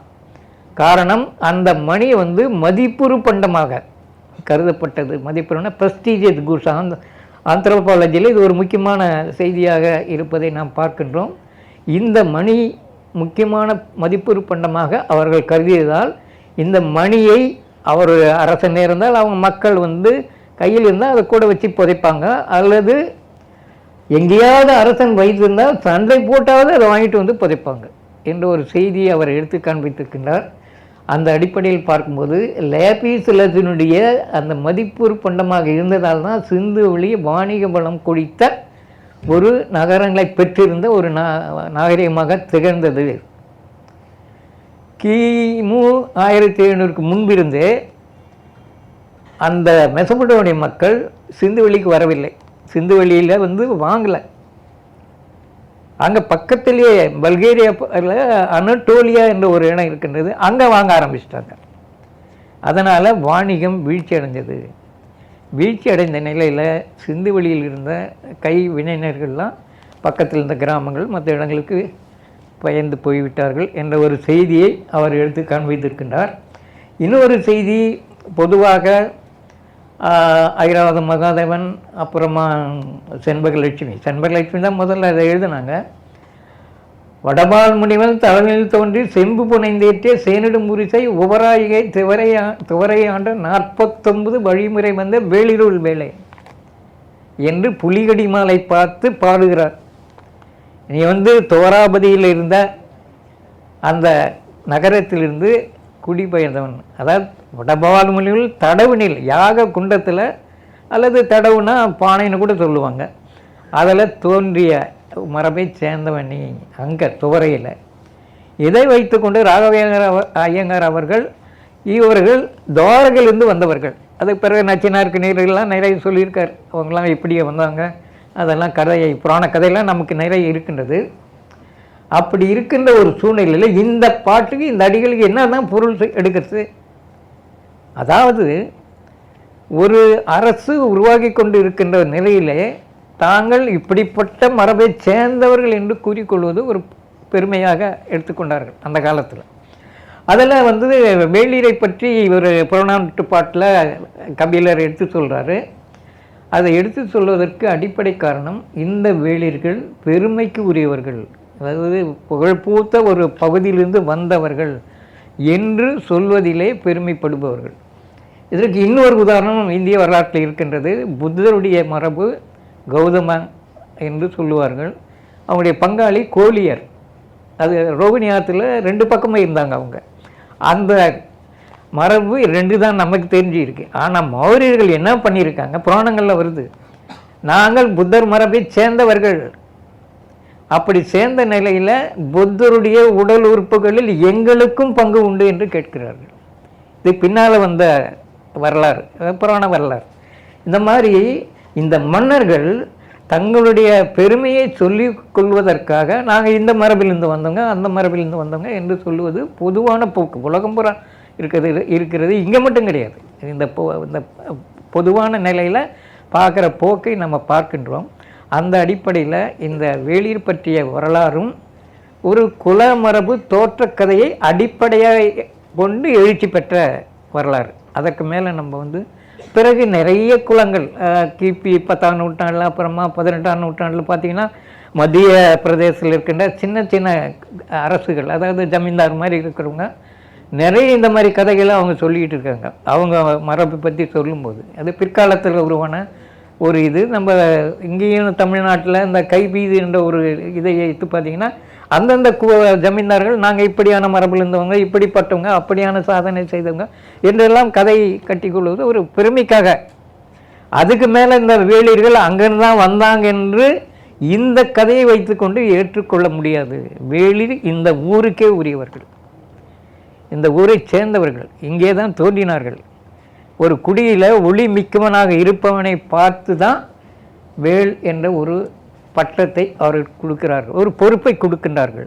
அப்படி பார்க்கும்போது இந்த ஒளிமிக்கவன் என்பதை சொல்வதற்காக பட்டினப்பாலையில் ஒரு இது செய்தி வருது, பல் ஒளியர் பணிபோடுங்க. அந்த இடத்துல ஒளியர் என்பது வேளிரை குறிக்கும். அதற்கு சான்றாக 2 செய்திகள் நம்ம தொல்லியலில் கிடைத்திருக்கின்றது. ஒன்று, அரிட்டாப்பட்டியில் கிடைக்கின்ற ஒரு கல்வெட்டில் ஒளியன் என்ற பெயர் வருகின்றது. ஒளியன்னா சிறப்பு மிக்கவன், வேள் தலைமை சார்ந்தவன் என்றெல்லாம் ஒளி மிக்கவன், அதான் முக்கியம். இரண்டாவது, கீழடியில் மத்திய அரசு தோண்டிய போது ஒரு இரண்டாங்கட்டம் தொல்லியல் அகழாய்வு நடத்திய போது ஒரு ஓடு கிடைத்திருக்கின்றது. அந்த ஓட்டிலே ஒளியன் என்று எழுதப்பட்டிருக்கின்றது. ஆக பல நகரங்கள், கொடுமணலாகட்டும், கீழடி ஆகட்டும், இன்னும் எத்தனையோ நகரங்கள் இருக்கின்றன. அந்த எல்லா நகரங்களும் வேளிர் ஆட்சியில்தான் இருந்தன என்பதற்கு தொல்லியல் சான்றுகளை நமக்கு கொடுக்கின்றன. கொடுமணலில் 4 ஓட்டிலே வேள் என்ற சொல் பயன்படுவதை பார்க்கின்றோம். சாத்தந்தை வேள், தந்தை வேள் என்றெல்லாம் வேள் வேள் என்று 4 ஓடுகளிலே எழுதப்பட்டிருப்பது அந்த வேளிர்கள் அந்த பகுதியை ஆண்டார்கள் என்பதற்கான சான்றாக எடுத்துக்கொள்ள வேண்டியுள்ளது. ரெண்டாவது, மெகலித்திக்கு அந்த பெருங்கல் சின்னம் வடக்கு இருந்து வேளிர்கள் தான் இங்கே கொண்டு வந்தாங்க என்ற ஒரு செய்தியை செண்பகலட்சுமி எழுதுகிறார். யாருமே அங்கிருந்தே இந்த செய்திகளை இங்கே கொடுக்கணும்னு கிடையாது. அடாப்டேஷன் சொல்லுவாங்க. வரலாற்றில் ஒரு இடத்தில் இருக்கின்ற இந்த மாதிரியான செய்திகளை அடாப்ட் பண்ணிக்கிட்டு தங்களுடைய இமச்சின்னத்தை உருவாக்குவதற்கு அதை எடுத்துக்கொள்கிறார்கள். அந்த அடிப்படையிலும் பார்க்கும்போது வேளிர்கள் இங்கு இருந்தவர்கள் தான். இன்னொரு செய்தி இந்த நேரத்தில் நான் சொல்லணும். கருப்பு சிவப்பு பானை ஓடு. இந்த கருப்பு சிவப்பு பானை ஓடு தமிழ்நாட்டில் பரவலாக பல இடங்களில் இருக்குது. சிந்துவெளியில் நகரத்தினுடைய அடிப்பகுதியில் கிடைக்குது, லோக்கலில். சில நகரங்களில் நகர வாழ்க்கையோடு அது கிடைக்குது. எல்லாத்துக்கும் கீழே கிடைக்குது, நகர வாழ்க்கையிலும் சில இடங்களில் கிடைக்குது. இப்படி இந்த கருப்பு சிவப்பு பானை ஓடு ஒரு முக்கியமானது. கங்கை சமவெளியில் நீங்கள் போனீங்கனாலும் எல்லா இதுகளுக்கும் கீழே கிடைக்குது. அதாவது என்பிபி வேரில் இதெல்லாம் கிடைக்கும். அதுக்கு கீழே அந்த கருப்பு சிவப்பு பானை ஓடு கிடைக்கிறதால இந்த கருப்பு சிவப்பு பானை ஓட்டுக்குரிய ஒரு இனம் பரவலாக இந்தியா பூரா இருந்தது. சிந்துவெளியிலிருந்து இங்கே வரலாம் தமிழ்நாடு வரையில். அதனால் இங்கு பொதுவாக சிந்துவெளி மக்கள் தமிழர்களோடு தொடர்புபடுத்துகின்ற செய்திகளை ஆங்காங்கே எடுத்து சொல்வதை பார்க்கின்றோம். பாலகிருஷ்ணன் அவர்கள் பல செய்திகளை எடுத்து கொடுக்கிறார். ஆனால் திராவிட என்ற சொல்லை எடுத்துக்கொள்ளும்போது அவர் சில விளக்கங்களை சொல்கிறார். என்ன விளக்கம் சொல்கிறார்னா, மகாபாரத்தில் திராவிடர் அர்ஜுனோட சண்டை போட்டாங்க. அப்புறம் பட்டாபிஷேகம் செய்யும்போது திராவிடர்களை அழைத்து உட்கார வச்சுருந்தாங்க. அப்புறம் வேறு இடத்துல திராவிடர் கர்நாடகர் என்று ஒரு 2 சொல் சேர்ந்து வருது. அப்போ இந்த கர்நாடகர் திராவிடர்கள் என்ன? அதே மாதிரி திராவிடர் தெலுங்கர் என்று வருவதை பார்க்கின்றோம். அங்கேயும் பார்த்திங்கன்னா தெலுங்கர் திராவிடர் இல்லைன்னு ஆகுது. அடுத்தது மங்களேஸ்வருடைய கல்வெட்டு நம்ம பாதாமியில் கிடைக்குது. அதில் நீங்கள் பார்த்தீங்கன்னா பல அரசர்களை வென்றதாக சொல்கிறான். அங்கே சொல்லும்போது அவன் என்ன சொல்கிறான்னாக்கா, நான் சேரனை வென்றேன், பாண்டியனை வென்றேன், சோழனை வென்றேன், திராவிடனை வென்றேன். இதை எப்படி எடுத்துக்கிறது? இப்படி ஒரு கல்வெட்டு சாளுக்கிய அரசன் ஒருத்தன் எழுதியிருக்கின்றான். ஆக இந்த 3 பேரும் திராவிடர் இல்லை என்று தான் அந்த கல்வெட்டுப்படி நம்ம எடுத்துக்கொள்ள வேண்டியிருக்கின்றது. ஒரு பஞ்ச திராவிடர், அப்புறம் பிராமணர்லே திராவிட் பிராமின் இருக்காங்க. ஒரு கிரிக்கெட் வீரர் ராகுல் திராவிட் என்ற ஒரு வீரர், அந்த பிராமண மரபை சேர்ந்தவர். சென்னையில் அவர்கள் ஒரு சங்கம் வைத்திருந்தார்கள் பிரிட்டிஷ்கார காலத்தில். கும்பகோணத்தில் ஒரு சங்கம் வைத்திருந்தார்கள் அந்த திராவிட பிராமணர்கள். இது மாதிரி திராவிட என்ற சொற்கள் நிறைய பயன்பட்டு வருவதை பார்க்கின்றோம். அவர் ஒரு இடத்தில் அவர் சொல்லும்போது ஒரு செய்தியை சொல்கிறார். யார்? பாலகிருஷ்ணன். ஒரே குழப்பமாக இருக்குது சில நேரங்களில். திராவிட என்ற சொல்லை நம்ம அந்த செய்திகளோடு ஒப்பிட்டு பார்க்கும்போது இது என்ன அடிப்படையில் இந்த சொல் உருவானது என்று கூறுவதற்கு இயலாத ஒரு நிலை இருக்கிறது என்ற செய்தியை அவர் முடிவுரையில் சொல்லியிருக்கார். அந்த பெரிய புக்கில் கடைசியில் அதை எடுத்து சொல்லியிருக்கார். இது ஒரு போக்கு. அடுத்தது, இது ஆரியர்கள் நாகரிகம் என்று கூறுகின்ற அமைப்பு ரொம்ப காலமாக இருக்குது, இப்போவும் இருக்குது. ஆரியர் என்ற ஒரு இனம் இருந்ததா என்ற கேள்வி இருந்து கொண்டு தான் இருக்கிறது. மார்க்ஸ் முல்லர் அவர் தொடக்கத்தில் ஆரியன் என்று சொல்லி கொண்டார். நான் அவர் ஆரிய மரபை சேர்ந்தன். இவர் நம்ம ராஜாராம் மோகன் ராயும் மார்க்ஸ் முல்லரும் சந்திக்கும்போது 1000 ஆண்டுகளுக்கு பிறகு 2 ஆரிய சகோதரர்கள் சந்தித்துக் கொள்கிறார்கள் என்று கட்டி தழுவிக் கொண்டார்கள் என்ற ஒரு செய்தியும் உண்டு. அந்த மாதிரி அவரே காலப்போக்கில் என்ன பண்ணிட்டார்னா, இந்த ஆரிய என்ற இது செய்தியை கொஞ்சம் கொஞ்சமாக கைவிட்டார். அதை பெருசாக பேசத்தில்லை. ஆரம்பத்தில் பேசினார், அது அவருக்கு என்ன சந்தேகம் வந்து நமக்கு தெரியாது. 1959 ஈரானியன் ஆரியா அண்டு தாகா என்ற ஒரு கட்டுரையை பெய்லி என்ற ஒரு அறிஞர் எழுதியிருக்கின்றார். அதில் ஆரியா என்பது இனம் அல்ல, அது ஒரு சிறந்த மனிதனை குறிக்கின்ற ஒரு சொல். ஒரு கொழு இருக்குது, ஒரு கூட்டம் இருக்குது என்றால் உயர்ந்தவனை ஆரியா என்று விழிப்பார்கள். புத்தர்களும் பௌத்த பிக்ஷுகளும் பார்க்கும்போது ஆரியா என்று மாறி மாறி சொல்லிக்குவாங்க. இப்போ ஐயான்னு சொல்கிற மாதிரி அந்த மாதிரியான ஒரு நோபல் மேன் என்ற பொருள் தான் அது வழங்கப்பட்டதை தவிர அது ஒரு இனத்தை குறிப்பதாக இல்லை என்று ஒரு செய்தியை அவர் வெளியிட்டிருக்கின்றார். அது ஒரு தனி ஆராய்ச்சி போய்கொண்டே இருக்கிறது. அதன் பிறகு இன்றைக்கும் வந்து ஆரிய இனம் இருந்தது என்றெல்லாம் நம்ம பேசி கொண்டு இருப்பதை பார்க்கின்றோம். தமிழ் இலக்கியத்தில் ஆரியர் என்ற சொல் 4-5 பொருளிலேயே வந்துள்ளது. ஒன்று வந்து தமிழ்நாட்டின் வடபகுதியில் இருந்த தமிழர்களே ஆரியர் என்ற பொருளிலே வழங்கப்பட்டது. அதன் பிறகு இமயமலையில் இருந்த முனிவர்கள் ஆரியர் என்று வழங்கப்பட்டது. கழை கூத்தாடு, இது கயிற்று மேல் நின்று ஆடும் அந்த கூத்தாடிகளை ஆரிய கூத்தாடி என்று கூறுகின்ற மரபு இருந்திருக்கின்றது. யானையை பழக்குவதற்காக பயன்படுத்திய அந்த மக்கள் ஆரியர் என்று கூறப்படுவதை பார்க்கின்றோம். இப்படி பல வகையான நிலையில் அந்த தமிழ் இலக்கியத்தில் ஆரியர் என்ற சொல் பயன்படுத்தப்படுவதை நாம் பார்க்கின்றோம். டாலமி என்ற ஒரு அறிஞர், நிலநூல் அறிஞர், ஆந்திராவையும் கர்நாடகாவையும் சேர்த்த ஒரு பகுதிக்கு அவர் சொல்லுகின்ற சொல் வந்து ஆரியகம். அந்த பகுதியை ஆரியகம் என்று தான் அவர் சொல்கிறார். ஏன் அதை அப்படி சொல்கிறார் நமக்கு தெரியல. அந்த மாதிரியாக ஆரிய என்ற சொல் வந்து பல வகையாக பயன்பாட்டில் இருந்ததை நாம் பார்க்கின்றோம். ஈரானியா இருக்கின்ற ஆரியர் என்பவர் குறிப்பிட்ட தலைமை ஸ்தானத்தில் இருப்பவரை குறிக்கும். அங்கேயே தாகா என்ற சொல்லும் இருக்கின்றது. ஈரானின் ஆரியா என்ற தாகா என்று தான் அந்த கட்டுரை. அதில் தாகா என்பது வேதத்துக்கு வரும்போது தாசா என்று வருகின்றது. அங்கே ஹெச், இங்கே வந்து எஸ், இங்கே வந்து அடிமை ரிக்வேதத்தில், அங்கே இருந்தாக்கா தலைமை. தாகா என்றால் தலைவன் என்று பொருள் ஈரானியன் ஜென்ட் அவஸ்தாவில். ஆக ஒரே சொல்ல 2 வகையான பொருளை சொல்லுவதை நாம் பார்க்கின்றோம். அடுத்தது இதுதான் அந்த சிந்துவெளி இதில் முத்திரையில் இருக்கின்ற எழுத்துக்கள். இன்றைக்கு வரையில் இதை வாசிக்க முடியல. ஒரு சில செய்திகள் நமக்கு கிடைத்திருக்கின்றன. ஒன்று ஆனைக்கோட்டையில் கிடைத்த, அது பின்னால் வந்தாலும் வரும் அந்த முத்திரையிலே கீழே கோவேத் என்று எழுதப்பட்டுள்ளது, மேலே அந்த சிந்துவெளி குறியீடுகள் இருப்பதை பார்க்கின்றோம். அதை ஏற்கனவே ரஷ்யர்கள் இந்த சீல் கிடைப்பதற்கு முன்பே இது ஒரு தலைமை ஸ்தானத்தில் உள்ளவரை குறிக்கின்ற குறியீடு என்று அவர்கள் கூறியிருக்கின்றார்கள்.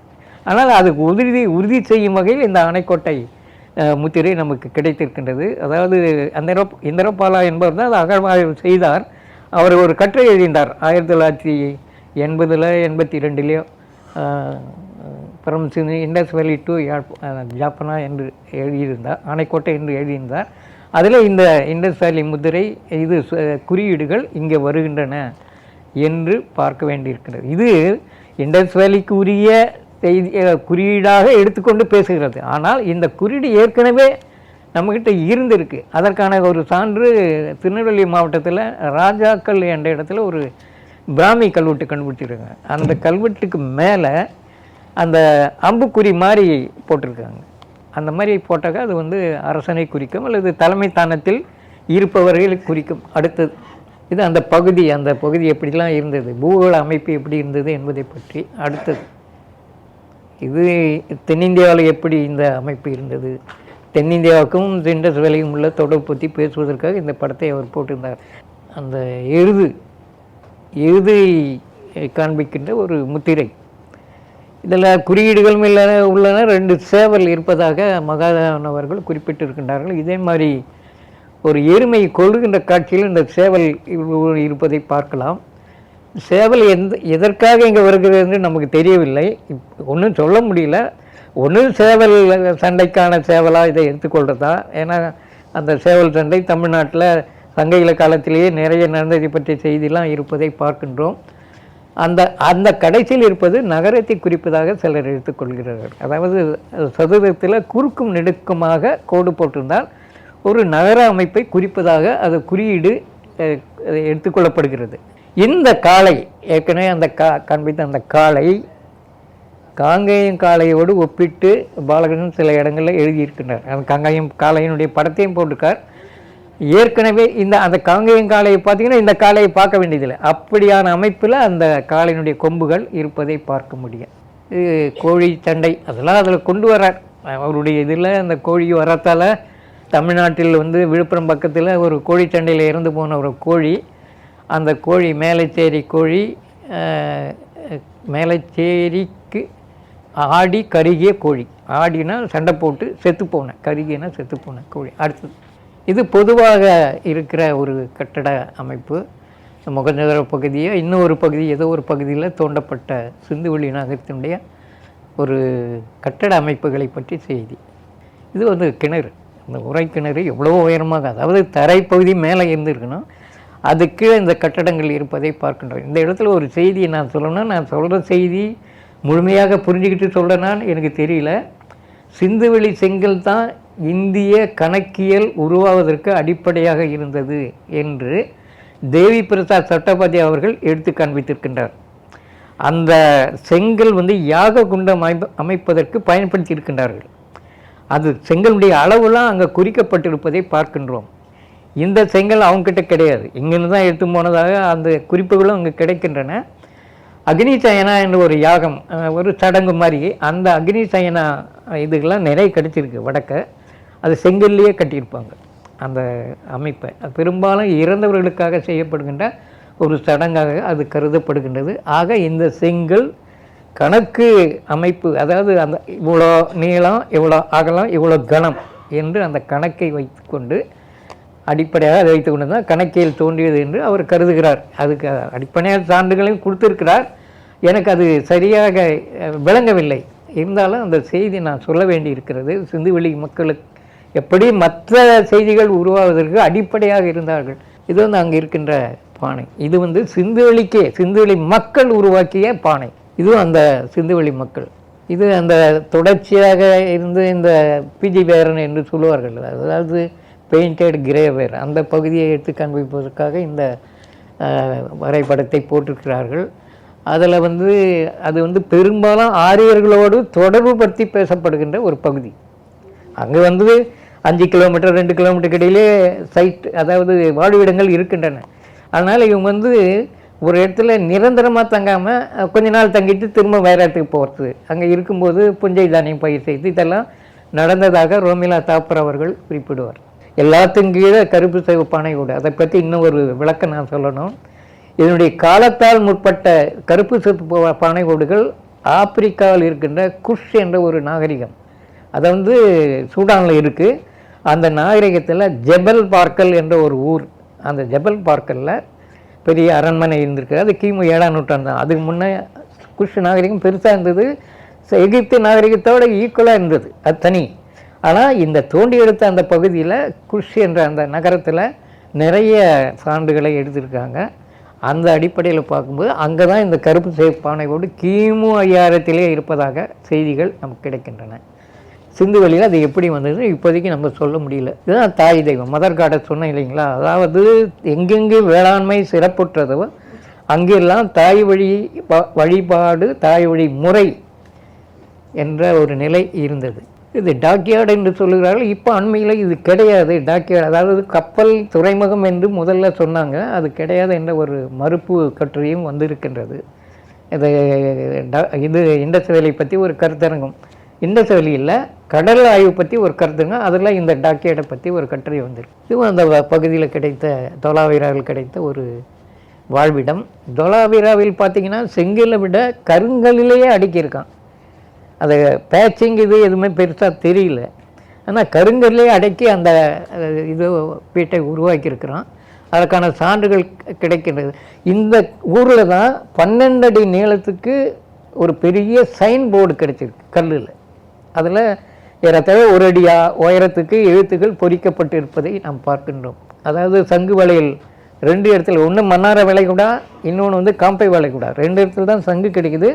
மன்னார் வளைகுடா சங்கு கூட இந்த வேலைக்கு போயிருக்கலாம் என்று சில கருதுகிறார்.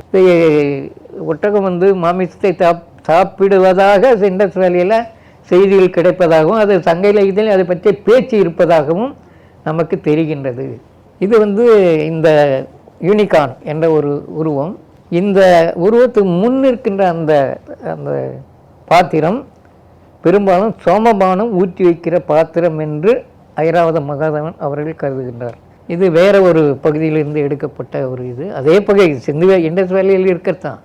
இது மகாராஷ்டிராவில் இருந்த ஒரு பெரிய ஒரு இது அவங்க எடுத்திருக்காங்க, நகரம் தோண்டி எடுத்திருக்காங்க. அதில் வந்து இண்டஸ் வேலியுடைய சில கூறுகள் இருப்பதை சொல்லுகிறார்கள். அடுத்தது இது அந்த பகுதியில் இருக்கிற, அதாவது மேலேருந்து எடுத்திருக்காங்க அந்த நகரத்தை ரதம் மாதிரி. அதாவது இண்டஸ் வேலியில் கிடைக்கிற எந்த ஒரு வண்டியிலும் போக்கடு வீல் கிடையாது, கம்பிகள் இருக்கின்ற ஆரக்கால் இருக்கின்ற வீல் கிடையாது. இந்த மாதிரியான சக்கரம் கொண்ட வீல் தான் இருக்கிறது. அது பல இடங்களில் சுடுமண் பொம்மையும் அப்படி தான் நமக்கு கிடைத்து இருக்கின்றது. இது புலியோடு சண்டை போடுகின்ற ஒரு காட்சி.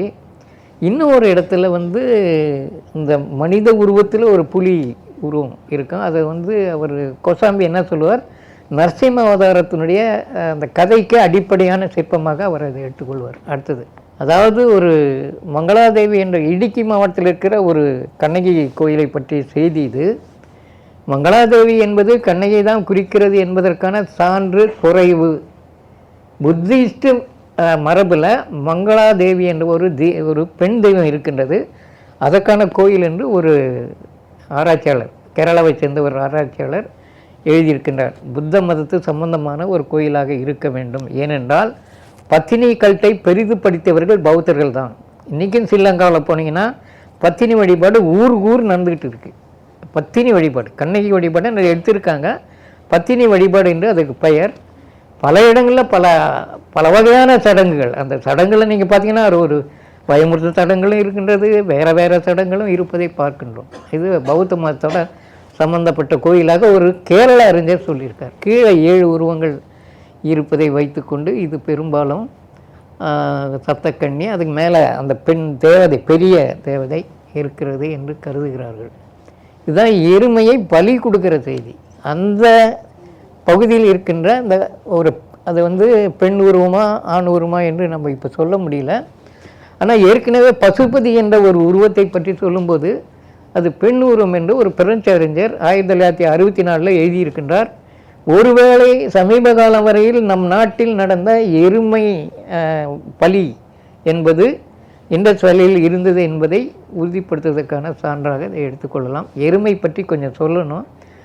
அங்கே வந்து எருமையை கொலை செய்கிற மாதிரி, பலி கொடுக்குற மாதிரி வருது. கர்நாடகாவுக்கு வந்தீங்கன்னா கொற்றவை வந்து எருமை அரக்கனை கொல்வது போன்ற ஒரு செய்தியை எடுத்து காண்பிக்கிறார்கள். 2 பேருமே, அதாவது தாய் வழி மரபை சேர்ந்தவர்களும் சரி, எருமை கூட்டத்தை சேர்ந்தவர்களும் சரி, அந்த சிந்துவெளியிலிருந்து தான் வந்திருக்க வேண்டும் என்று நான் கருதுகிறேன். அது வந்து எருமை பற்றிய செய்திகள் நிறைய இடங்களில் கிடைக்கிறத நம்ம பார்க்குறோம். மாமல்லபுரத்தில் 10 இடத்துல கொற்றவைக்கும் அவனுக்கு நடக்கிற சண்டையெல்லாம் பற்றி நமக்கு சிற்பங்கள் இருப்பதை பார்க்கின்றோம். இன்னும் ஆழமாக பார்க்க வேண்டிய ஒரு செய்தி இருந்தாலும் இதில் எருமை பலி கொடுப்பது முக்கியமான செய்தி. இதுதான் அந்த ஏறு தழுவுதல். இதில் முக்கியமாக அந்த அதாவது இந்த எருமை என்று நினைக்கலாம், குஜராத்தில் இருக்கிற மாடுகளே இப்படி தான் இருக்குமா கொம்பு. ஒருத்தர் சொன்னார், அந்த கொம்பு அந்த எருமை கொம்பு மாதிரி தான் இருக்குமா. அந்த அடிப்படையில் இந்த இது ஏறு தழுவுதலோடு சம்மந்தப்பட்ட ஒரு நிகழ்ச்சியாக எடுத்துக்கொள்கிறார்கள். அதை நான் வந்து மறுக்கிற நிலையில் இல்லை. ஆனால் ஒரு கேள்வி, கலித்தொகையில் பேசப்படுகின்ற ஏறு தழுவுதல் நடுகளிலே மிகவும் பிற்காலத்தில் தான் வருகின்றன. இது என்ன காரணம்? மிகவும் பிற்காலத்தில். ஒன்று, ஏறு தழுவுதலை கீழாக நினைத்தார்களா, அதை வந்து பெருசாக வீரமாக எடுத்துக்க முடியாதுன்னு நினச்சாங்களா, இதெல்லாம் நமக்கு கேள்வி இருக்கின்றது. இருந்தாலும் இண்டஸ் வேலியில் இது இருந்தது. இதுதான் கிரேட் பாத்துன்னு சொன்னாங்களே, அந்த குளம், நீராடும் குளம் அரசர்களுக்கு மட்டும் உரியது என்ற செய்தியை ஒரு விவரமாக இவரே எழுதியிருக்கார். ரத்னாகரம் எழுதுகிறாங்க, ஒரு கோசாம்பியும் எழுதியிருக்கார், பல அறிஞர்கள் எழுதியிருக்காங்க. அதே மாதிரியான செய்திகள் நம்ம இன்றைக்கி வரையில் நம்ம நாட்டில் கோயில்களுக்கு முன்னே இருக்கிறது நீங்கள் பார்க்க முடியும். இவர் என்ன பண்ணியிருக்காரு, நம்ம பாலகிருஷ்ணன் அவர்கள் அதுக்கு பேர் பகடை அப்படின்னு சொல்கிறார். அவருடைய இது பகடைன்ற சொல்லை பயன்படுத்தியிருக்கிறார். ஆனால் உள்ளே அவர் சொல்லும்போது வல் என்ற ஒரு விளையாட்டை பற்றி எடுத்து காமிக்கிறார். வல் என்ற ஒரு விளையாட்டை பற்றி சொல்லும்போது சங்க இலக்கியத்தில் வருகின்ற இடங்களில் 2 இடத்துல வருது. ஒன்று 377 அகநானூறு, இன்னொன்று வந்து 52 புறநானூறு. புறநானூற்றில் சொல்லும்போது கலிகழு கடவுள் கந்தம் கைவிட பலிகன் மாறிய பாழ்பட்ட ஒரு மன்றம், அந்த பொதியில் அந்த கடவுளுடைய இது இருந்திருக்கு. அந்த கடவுள் வந்து இதை கம்பத்தை விட்டு போயிடுச்சு. என்னென்னா பலி இல்லை. அந்த இடத்துல இருக்கிற அந்த அந்த குழி, வல்லாட்டம் ஆடுவதற்கான குழியில் காணவாரணம் முட்டை ஈனும். ஊரில் யாரும் இல்லை, கடவுளும் போயிட்டார். அந்த அழிஞ்சி போன அந்த பகுதியில் அந்த காட்டுக்கோழி முட்டையை அந்த வல்லின் நல்லகம், அந்த வல்லில் இருக்கிற அந்த பள்ளம், அதில் வந்து முட்டையிட்டு வச்சிருக்கு என்ற ஒரு செய்தி. அடுத்தது அகநானூறு 377 அந்த இதுலேயும் நரைமூதாளர் தான், இந்த பாட்டிலையும் அங்கேயும் நரைமூதாளர் நாயிட குழிந்த, அது என்னென்னா விழுந்திருக்குன்னு அதிர்தலை இறக்கி, அவங்க வயசானதில் தலை ஆடுது, நடுக்கம், அதிர்தலை இறக்கி பார்க்குறாங்க என்ன விழுந்திருக்கு அப்படின்றதுக்காக. இதை வந்து அவர் வந்து ஒரு ஆட்டமாக, விளையாட்டாக, பின்னால் சூதாக எடுத்துக்கொள்கிறார். இதற்கு ஒரு ப்ரீ ஹிஸ்டரி இருக்கிறது என்பதை அவர் சொல்லவில்லை. இண்டஸ் வேலியில் இருக்கிற இந்த செய்திகளெல்லாம் வைத்து கொண்டு ப்ரீ ஹிஸ்டரி ஒன்றுமே சொல்ல முடியாது. ரெண்டாவது, வேதத்தில் வந்து அக்ஷசூத்தம் என்ற ஒரு இது இருக்கின்றது. அந்த அக்ஷசூத்தம் என்பது தாயம் உருட்டுவதை பற்றிய ஒரு சுலோகம். அதை அவங்க சொல்லும்போது ஒரு இடத்துல அந்த அக்ஷா வந்து கடவுள் மாதிரி சொல்கிறாங்க, இன்னொரு இடத்துல செல்வத்தை அழிக்கின்ற ஒரு கருவியாக திட்டுறாங்க. ரெண்டும் இருக்குது அந்த வேதத்தில். இப்போ கடவுள் மாதிரி சொல்வதற்கு அடிப்படை காரணம் என்ன என்றால், இந்த தாயக்கட்டையை உருட்டுவதன் மூலம் மக்களுக்கு சமமாக பங்கிட்டு கொடுக்க வேண்டும் என்ற ஒரு எண்ணம் இருந்திருக்க வேண்டும்.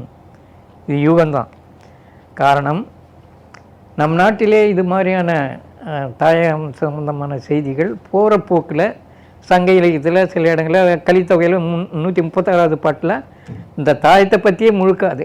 அதாவது 10 விழுந்தால் எவ்வளோ மகிழ்ச்சி அடைவான், அதாவது தலைவியை பார்த்துட்டான்னா 10 அந்த இது எண் விழுந்தாக்கா அளவு கடந்த மகிழ்ச்சியிடம், அது ஒளிமிக்க முகமாக இருக்கும்.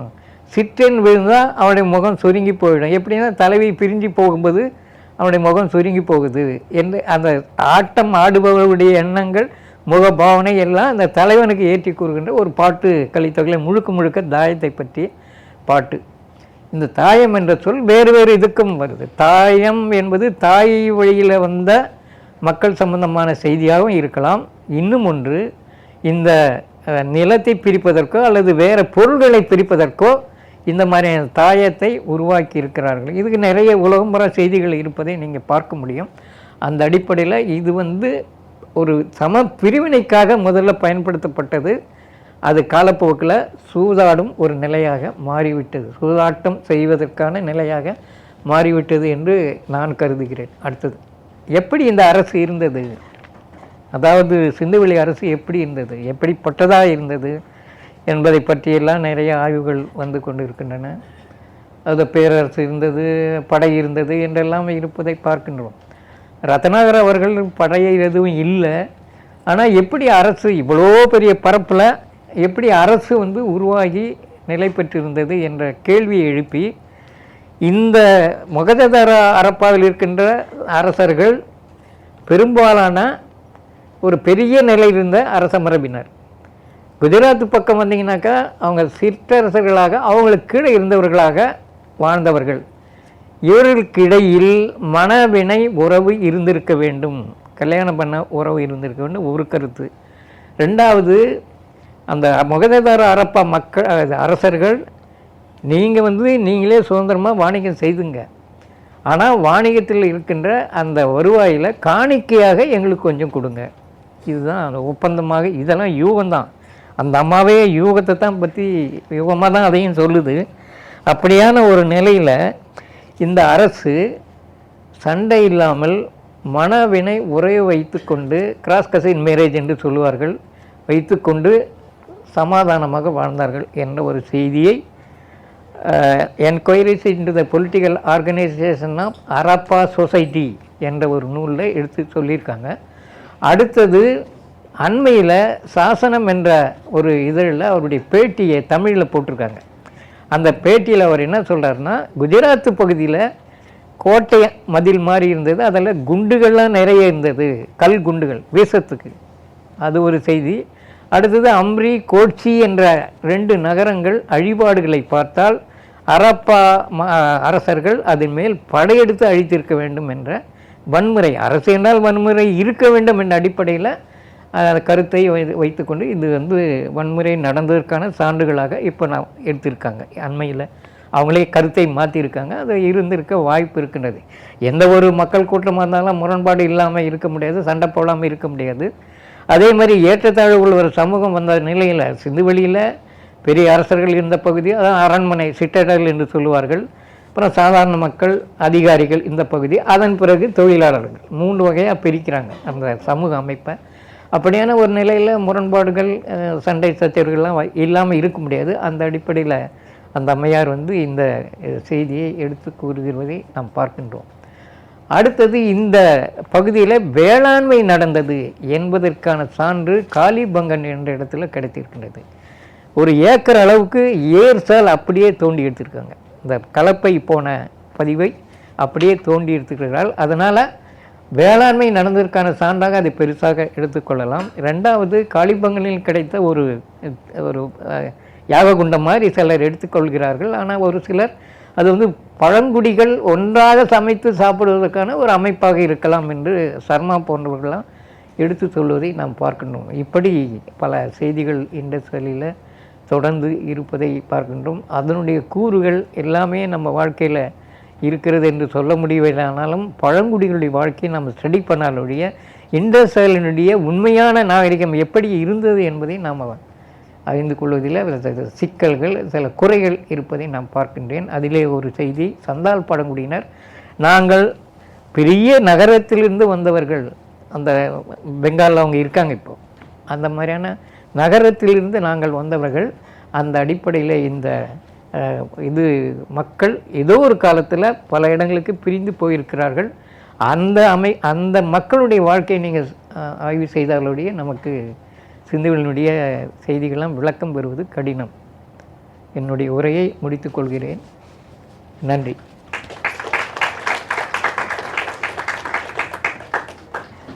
என் பேர் தகவல் சம்பத், பிறந்த ஊர் தருமபுரி, இப்போ சென்னை மேடவாக்கத்தில் குடியிருக்கேன். ஐயா, என்னுடைய கேள்விகள் 2 தான். அதாவது சிந்துவெளி நாகரிகத்துக்கும் இப்போ இரும்பின் தொன்மைன்னு அது உறுதிப்படுத்தியிருக்கிற இந்த காலகட்டத்துக்கான 2 ஒரே காலகட்டமா இருக்கு, இடைவெளி இருக்கா? இடைவெளி இருக்கு. இடைவெளி இருக்கு. ஆமாம், இது 5000க்கு போகுது. அவங்க வந்து 2500 கிமு 2500 அவங்க இது. இப்போ இந்த சிந்துவெளி எழுத்துக்களை வந்து இது படிக்க முடியாமல் இருக்கு அப்படின்னு நீங்களும் சொல்றீங்க, பாலகிருஷ்ணன் வந்து அதை சொல்லியிருக்காரு.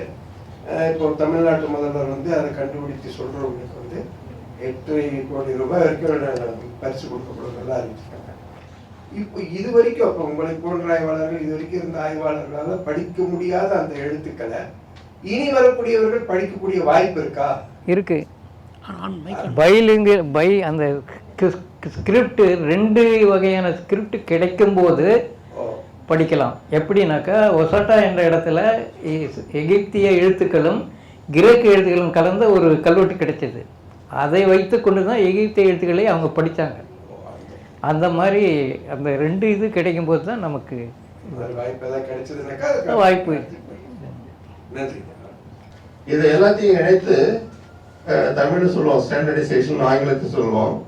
ஒரு முடிவுக்கு வரணும் இல்லைங்களா? நம்ம சிந்து சமவெளி நாகரிகம்னா யாருடையது, எப்படிப்படுதுன்னு ஒரு ஆத்தன்டிகேஷனால ஒரு புக்கு வெளியே வரணும். நம்ம அவர் வந்து இந்த பலுதிஸ்தானத்தில் ஒரு மொழி தமிழ் பேசுகிறவங்க இருந்தாங்கன்னு ஒரு செய்தியை சொல்கிறாரு.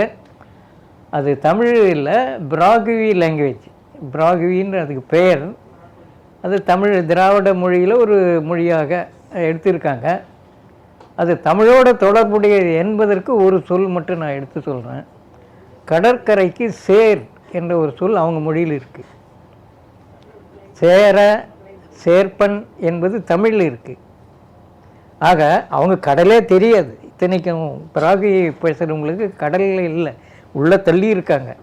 இந்த கடற்கரை என்ற அந்த பொருளோடு இருக்கின்ற ஒரு சொல் அவங்கக்கிட்ட இருப்பதை ஒரு அறிஞர் எடுத்து காட்டினார். அதனால் தமிழுக்கும் அந்த மொழிக்கும் நெருக்கமான ஒரு தொடர்பு இருந்தது என்பதற்கு சான்றுகள் இருக்கின்றன. ஆனால் ஈராஸ் பாதிரியார் என்பவர் திராவிட மொழி திராவிடம்தான் சிந்துவெளியில் இருந்தது என்று அவர் உறுதியாக சொன்னாலும் பிராகிய மொழியில் அவர் திராவிட மொழியாக ஏற்றுக்கொள்ளவில்லை. அது என்ன காரணம்னு நமக்கு தெரியல.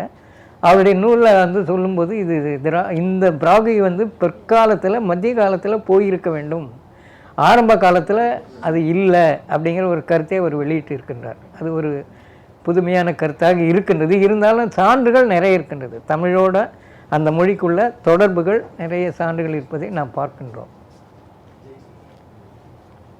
இப்போ சிந்துவெளியை பற்றி நீங்கள் எழுதின ஒரு இது வரணும்னா நம்ம சிந்துவெளியை பற்றிய ஆய்வு செய்பவர்கள் அதிகம் படித்தவர்களாக வரணும். நம்ம அங்கே ஒன்று இப்போ நான் பேசுறதுலாம் அங்கே ஒன்று இங்கே ஒன்று படிச்சுட்டு தான் பேசுகிறேன்.